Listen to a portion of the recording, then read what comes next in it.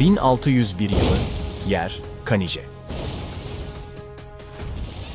1593-1606 Osmanlı-Avusturya Savaşları ve bu savaşların en destansı anlarından biri, Kanije kuşatması.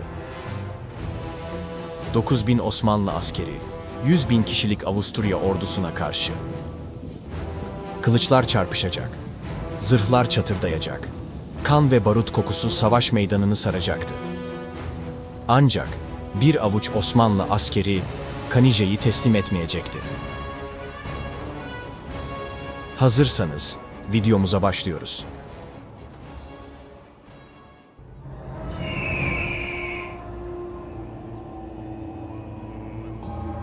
...16. yüzyılın sonlarında Kanuni Sultan Süleyman'ın muhteşem devri artık geride kalmış, Osmanlı İmparatorluğu ile Avusturya arasındaki mücadele yeni bir boyuta taşınmıştı.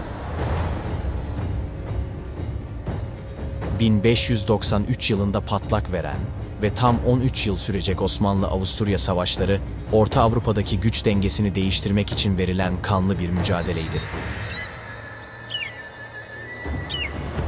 Bu dönemde Osmanlı tahtında Sultan III. Murat bulunuyordu. Ancak savaşın gidişatını değiştirecek en büyük hamle, onun ardından tahta geçen Sultan III. Mehmed ile gelecekti. 1595 yılında Osmanlı ordusu, Sultan III. Mehmed'in bizzat sefere çıkmasıyla Avrupa içlerine ilerlemeye başladı. Kanuni'den sonra padişahların sefere çıkmaması, ordunun moralini sarsmış ve bu eksiklik savaş meydanında hissedilmişti. Ancak III. Mehmed, bu geleneği bozarak ordusunun başına geçti ve Osmanlı tarihine damga vuracak bir sefere öncülük etti. 24 Ekim 1596'da Osmanlılar, Habsburg ve Erdel kuvvetlerinden oluşan büyük bir Haçlı ordusuyla Hacova Ovası'nda karşılaştı. Çetin geçen bu savaş, Osmanlı'nın en büyük zaferlerinden biri olarak tarihe geçti. Ancak mücadele bitmemişti. Avusturya, Osmanlı'nın Avrupa'daki ilerleyişini durdurmak için yeni planlar yapıyordu.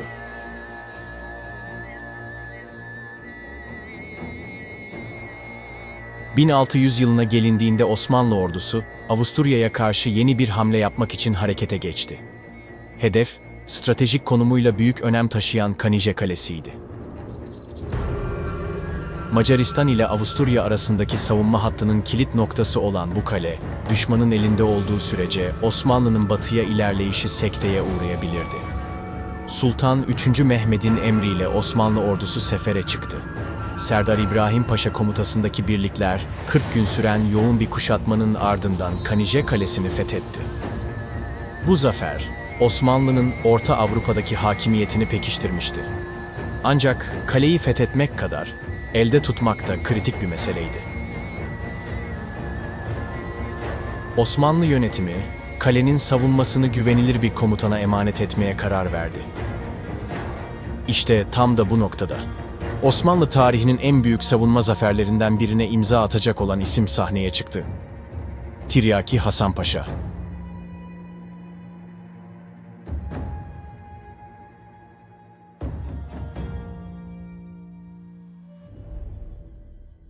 ...1601 sonbaharı. Avusturya İmparatoru 100.000 kişilik devasa bir orduyla Kanije Kalesi'ne yürüyordu. Macar, Alman ve paralı askerlerden oluşan bu büyük güç, Osmanlı'yı kuşatıp kaleyi geri almayı amaçlıyordu.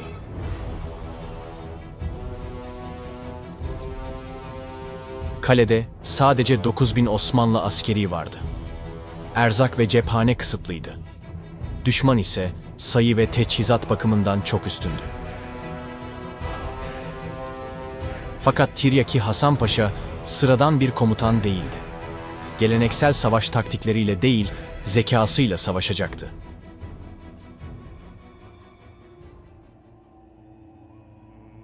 ...9 Eylül 1601, Habsburg ordusu Kanije Kalesi'nin önlerine ulaştığında Avusturyalı komutanlar büyük bir zaferin onları beklediğine inanıyordu. Kuşatma, Haçlı ordusunun ağır toplarını yerleştirmesiyle başladı. Alman ve Macar birlikleri, devasa kuşatma toplarını kentin çevresine konumlandırdı. Sabahın ilk ışıklarıyla başlayan bombardıman günler boyunca sürdü.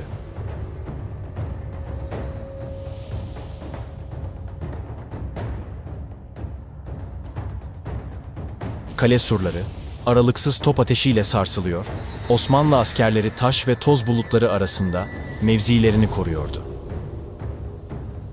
Osmanlı birlikleri, kale duvarlarının büyük ölçüde dayanıklı olduğunu biliyordu. Ancak düşman toplarının sürekli atış yapması, surların belirli noktalarında gedikler açmaya başlamıştı.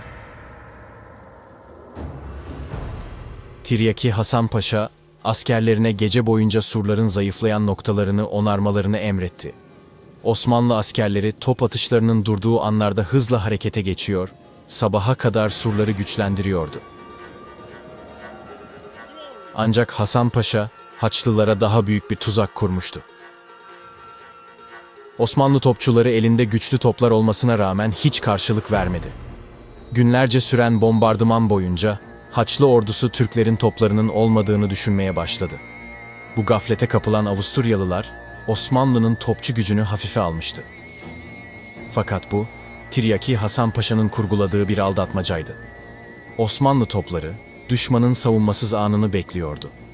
Ve o an geldiğinde, Haçlı ordusu, Osmanlı toplarının gerçek gücüyle tanışacaktı. Kuşatmanın ilk haftasında Avusturya ordusu, yavaş ama kararlı adımlarla kale surlarına yaklaşmaya başladı. Ön saflarda yer alan Macar ve Alman birlikleri, merdivenler ve kuşatma kuleleriyle surlara tırmanmaya çalışıyordu. Önlerinde devasa kalkanlar taşıyan piyadeler, Osmanlı okçularının ok yağmurundan korunarak ilerliyordu. Fakat bu saldırılar, Osmanlılar için bir sürpriz değildi. Yeniçeriler ve tüfekli askerler, sur diplerinde ve mazgallarda pusuya yatmış bekliyordu. Haçlı ordusu iyice yaklaştığında, bir anda Osmanlı tüfekçileri seri atışlara başladı. Düşman daha merdivenleri dayayamadan Osmanlı ateşiyle yerle bir oluyordu. Ve işte Tiryaki Hasan Paşa'nın en büyük sürprizi tam bu anda gerçekleşti. Kuşatma başladığından beri tek bir atış yapmayan Osmanlı topları aniden ateşlendi. Avusturyalılar büyük bir şaşkınlık yaşadı. Günlerdir Osmanlı'nın topçu gücü olmadığını sanan Haçlı birlikleri, şimdi üzerlerine yağan ateş fırtınasının içinde kalmıştı. Ancak felaketleri burada bitmedi. Haçlı birlikleri surlara tırmanmak için ilerledikçe kızgın yağ dökülüyor, taşlar yuvarlanıyor, mancınıklardan barut dolu fıçılar fırlatılıyordu. Kanice'nin surları düşmek şöyle dursun, Osmanlı direnişi her geçen gün daha da güçleniyordu.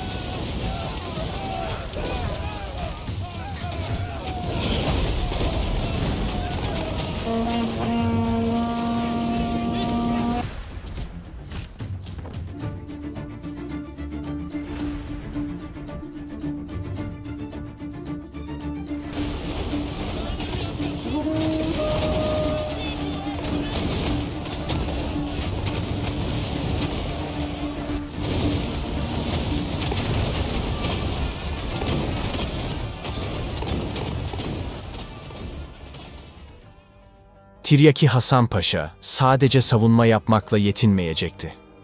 Düşmanı yıpratmak, moralini bozmak ve kuşatmayı Osmanlı lehine çevirmek için Osmanlı tarihine geçecek aldatma taktiklerini uygulamaya başladı.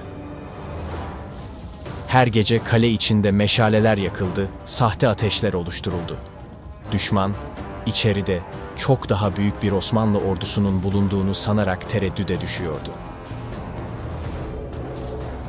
Surların gerisinde görünmeyen, ancak varlığı hissedilen hayali bir ordu yaratılmıştı.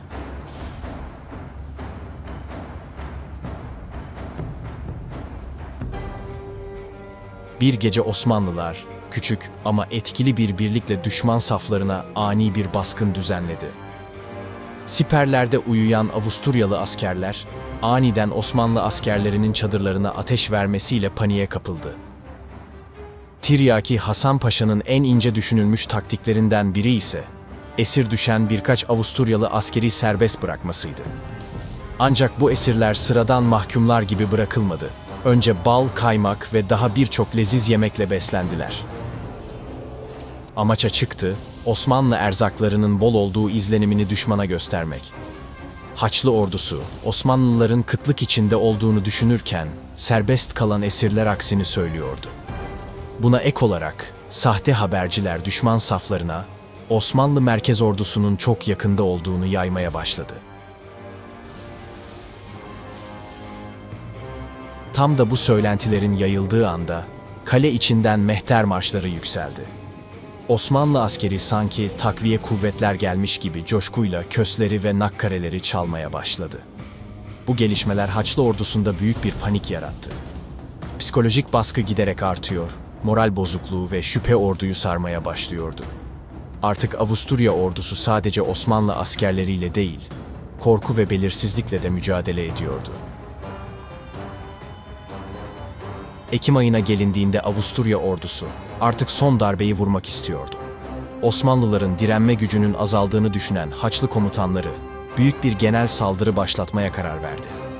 Saldırı öncesinde topçu bombardımanı şiddetini artırdı. Gülleler kale duvarlarını parçalıyor, surlarda büyük gedikler açıyordu.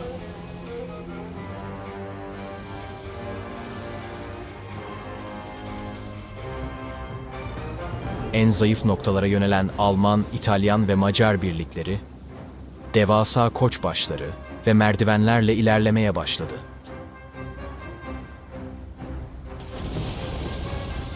Ancak bu kez Osmanlıların savunması çok daha sert olacaktı. Yeniçeriler, surlardaki gediklere barut fıçıları yerleştirdi. Düşman askerleri ilerlerken bir anda patlamalar meydana geldi. Alevler yükseldi, taş ve enkaz etrafa saçıldı. Osmanlı topları, kuşatma merdivenlerini hedef alarak ölümcül atışlar yapıyordu. Surların üzerine tırmanmaya çalışan yüzlerce Haçlı askeri, Osmanlı ateşiyle yere seriliyordu.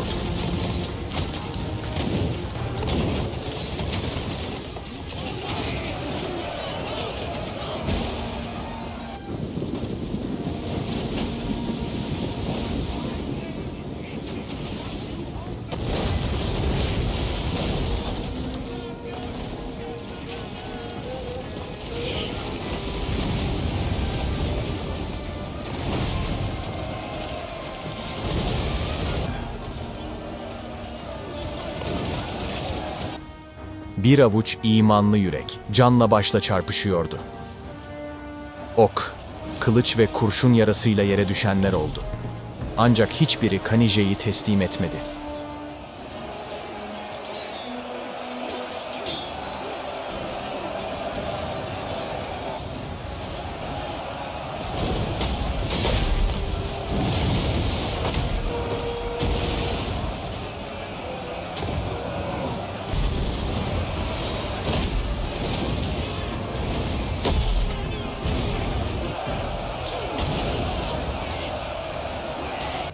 Avusturya ordusu büyük kayıplar vermişti. Ne topları, ne de sayıca üstünlükleri işe yaramıştı. Sonunda dayanamayıp geri çekildiler. Kanije düşmemişti. Kasım ayına gelindiğinde Haçlı ordusu artık savaşacak durumda değildi. Kış tüm şiddetiyle bastırmış, her taraf karla kaplanmıştı. Açlık, bitmek bilmeyen çatışmalar ve salgın hastalıklar, düşman askerlerini her geçen gün daha da zayıflatıyordu. Osmanlılar için de durum farklı değildi. Sadrazam'ın ordusu, ağır kış koşulları nedeniyle yardıma gelememişti. Tiryaki Hasan Paşa ve askerleri, Kanije'de tek başlarına kalmıştı.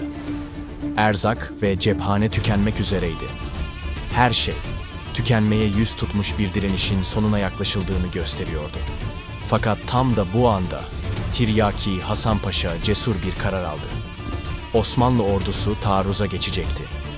Ancak bu, sıradan bir hücum olmayacaktı. Düşman zaten moral olarak çökmüş durumdaydı. Onlara son darbeyi vuracak psikolojik savaş başlamalıydı. Taarruzdan hemen önce Osmanlı merkez ordusunun yardıma geldiği izlenimini yaratmak için surlardan boş toplar ateşlendi. Mehter marşları yükseldi. Osmanlı askerleri burçlardan zafer çığlıkları attı.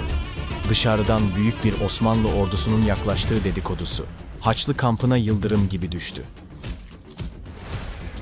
Artık Avusturya ordusunda panik hakimdi. Zaten aç ve yorgun düşen askerler, Osmanlı'nın sayıca kendilerinden kat kat üstün olduğuna inanmaya başladı. Ve sonunda 18 Kasım 1601'de Avusturya ordusu düzensiz bir şekilde geri çekilmeye başladı. Ama bu bir geri çekilme değil, bir tuzaktı. Bunu gören Hasan Paşa taarruz emrini verdi. Osmanlı askerleri hızla harekete geçti. Geri çekilen Haçlıları arkadan takip ederek bu kaçışı tam anlamıyla bir bozguna çevirdi.